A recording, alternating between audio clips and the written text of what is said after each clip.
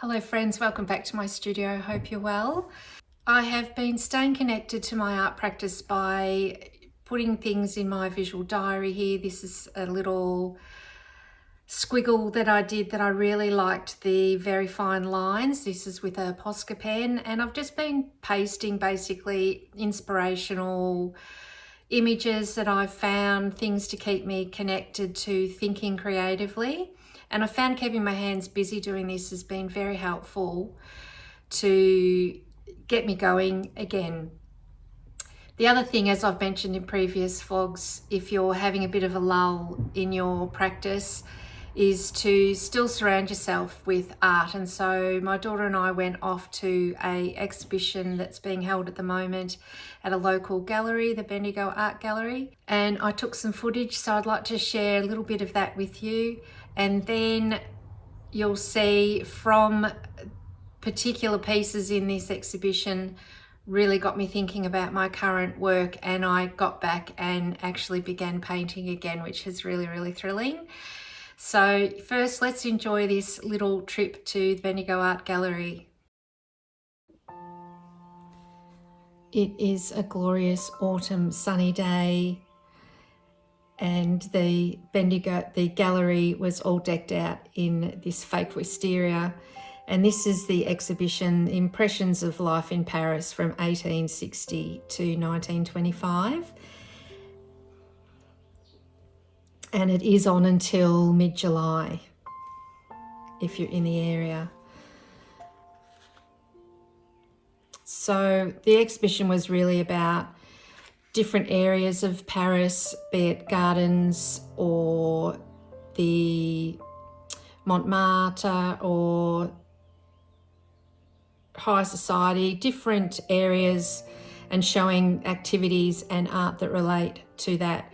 And I was particularly struck by this painting of, as you got closer, as you'll see, just how the paint was laid in dashes and blobs, and it was just really beautiful. And I just love the way the shadow has been placed over this dress in a blue shade. Often shadows are that sort of bluey purple range, and the little pinky red tips on the ears for the sun, to represent the sun. And this girl particularly, this figure, shows just the way the paint's been laid down, particularly in her dress. Absolutely love this.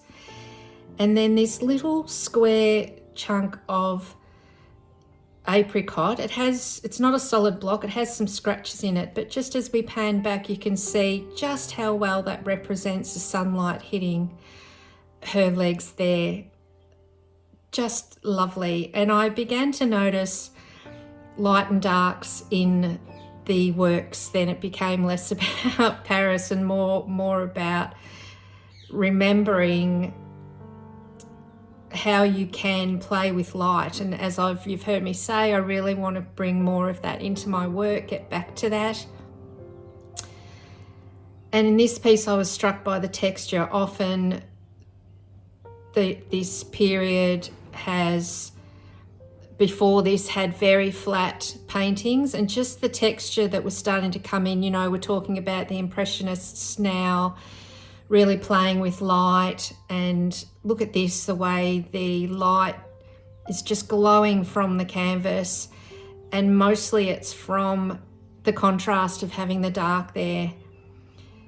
This piece demonstrates in a different way the highlight on the horse mirroring the lady's sleeve, and this again, the sunlight hitting the buildings, and then just that little bit of highlight again in this boy on the right, his shirt. And I'll pan out again so you can see it again, that even though most of the figures are in shadow, just having that tiny highlight on that boy just connects the whole piece. And it doesn't necessarily have to be in the same color. This one again, the sunlight's hitting the buildings, and then you've got this little, I guess it's perhaps pumpkins cart, that the highlight is in an orange, and it just really sings. This really stood out as a very odd piece amongst all the others, of course, because of the way the paint has been laid down. This is by Paul Signac. He was a neo-impressionist and one of the forefathers, of course, of pointillism. You can see where that has come from there, and possibly quite influenced Van Gogh. They're quite similar to a lot of his brushstrokes. And this is a painting of the Pont des Arts, which of course is the bridge that connects the Institute of France with the Louvre. So big institutions of the arts in Paris. There's some very sweet souvenirs from the exhibition of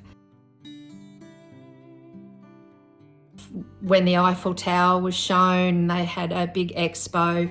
This is a souvenir fan and some other little souvenir pieces. That little medallion you got if you climbed the summit of the Eiffel Tower, you got that coin. And this is a gorgeous little jewelry box that was a souvenir of the time.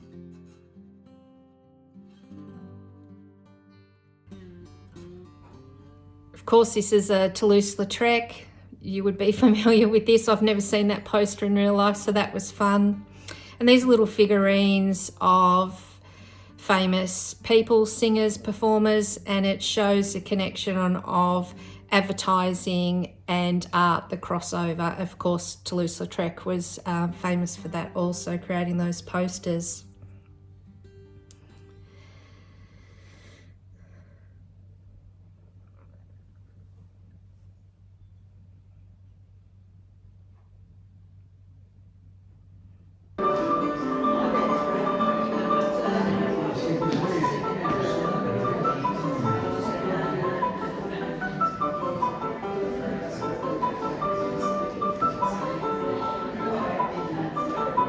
A bit of fun there.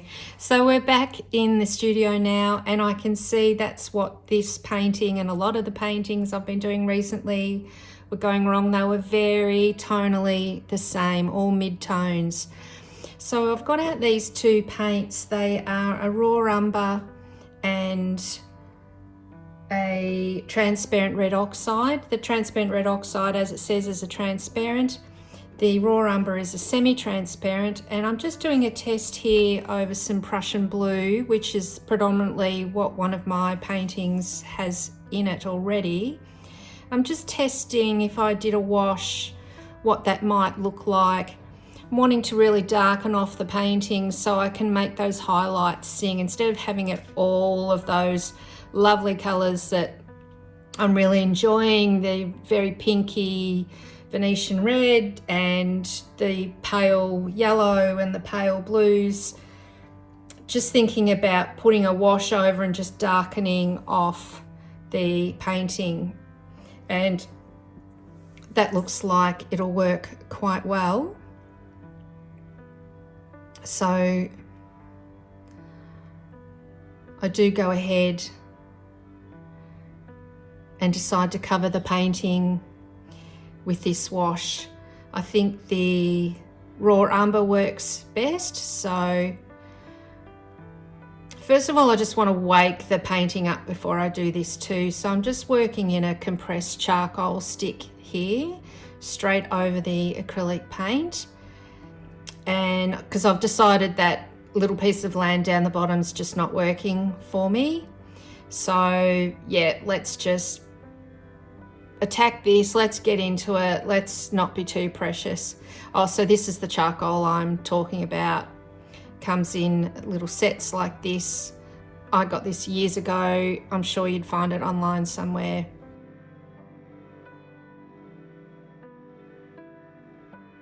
This is the raw umber with a little bit of the Golden Gloss Glazing liquid.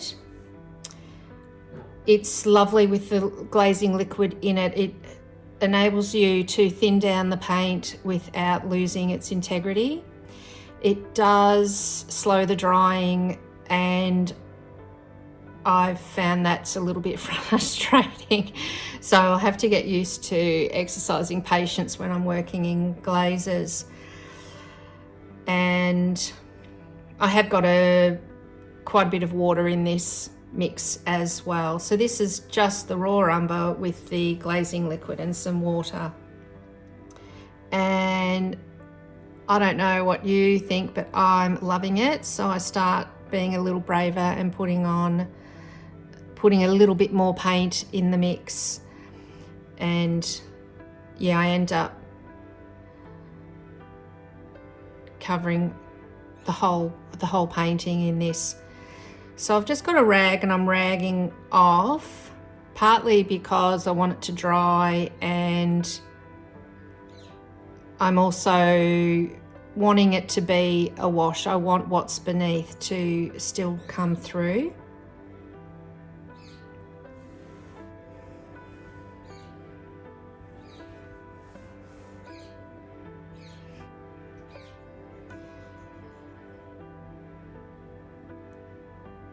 And you can see there I've rubbed with the rag too early, and I've pretty much rubbed off everything that I put on. Here's my mix here. You can see how thin I've got the paint. And it's going to appear a little bit darker when it dries, and it's also going to be a little bit darker over the darker colours. So yeah, I'm learning there's this fine line of waiting for it to dry enough before I wipe it off, because yeah, particularly when it's very wet like that, you just wipe it straight off. I was a little bit anxious of it being there and it drying, and I couldn't take it off, so that's why I'm coming in with the rag so quickly.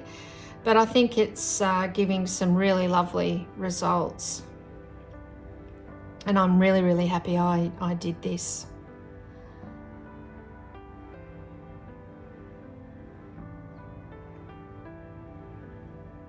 I hope you're enjoying me showing the painting in real time rather than the sped up footage.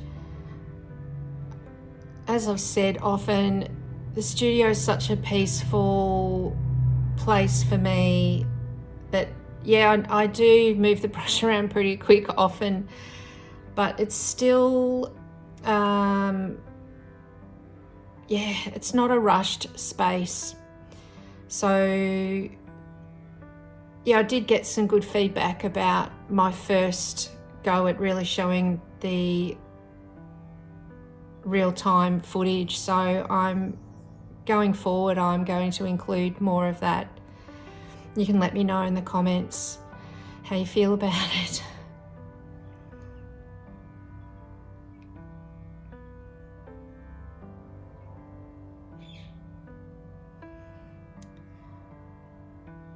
So it went so well, I've decided I'm going to now cover the whole painting with this raw umber wash.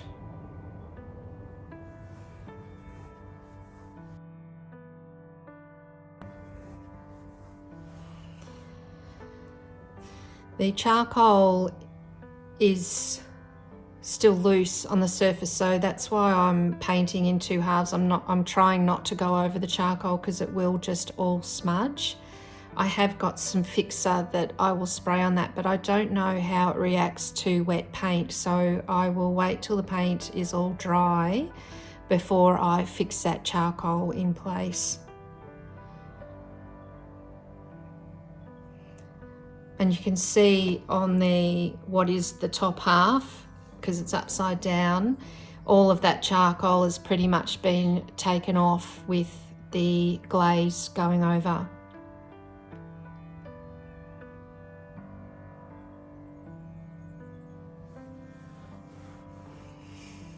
I'm playing around with having the rag quite wet with glaze as well, and seeing if that will transfer the paint.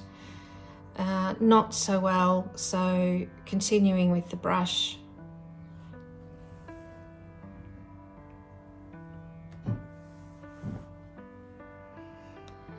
I'm just wetting the charcoal along the line, trying to darken it and preserve some of it.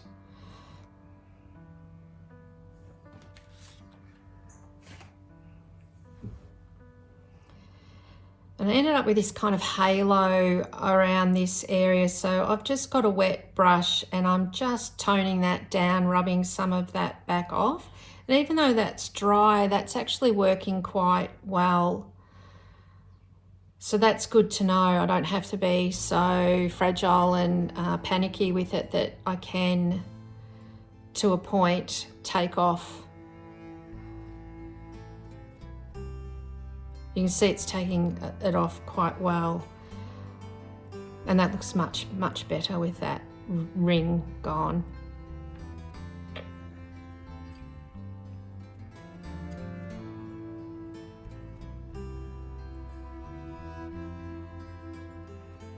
Putting a wash over the whole piece also helps unify. If you have a whole lot of different colours and things, can help bring the whole piece into unison.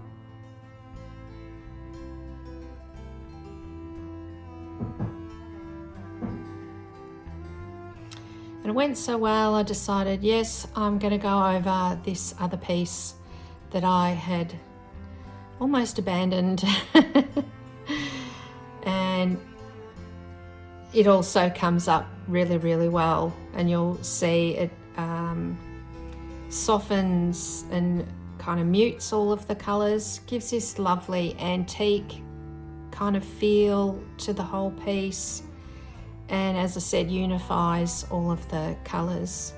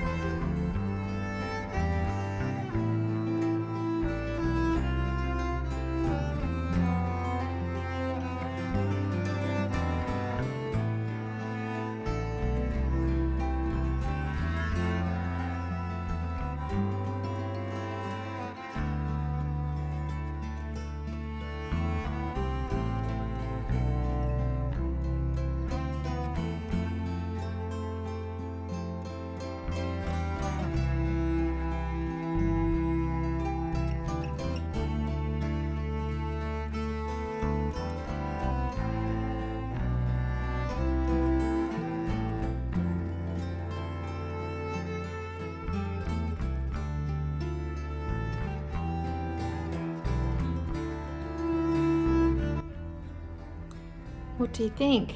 I think it's a huge improvement. There's some really lovely areas just with putting this wash over.